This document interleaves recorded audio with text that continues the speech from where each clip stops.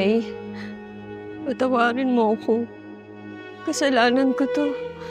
Kung nakuha ko na sana yung pera, sana nandito ka pa rin. Pasensya na, Nay.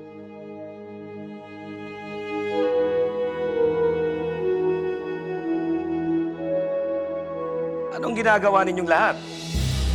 Baka kayong lahat malungkot Ngayon ang araw ko. Kaya huwag niyong sirahin ang araw ko. James, lamay ito ng nanay. Pwede ba?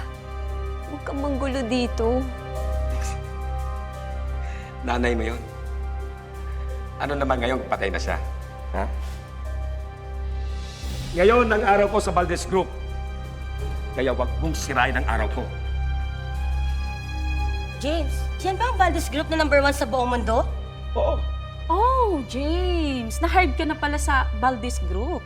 Isang malaking karangalan yan sa ating pamilya. Di ba? Eh di dapat mag-celebrate tayo. Sige, ako bahala sa inyo. Sige na, dito yung wala tayo nga. Tama na! May sakit sa puso ang nanay. Alam mo yun, di ba?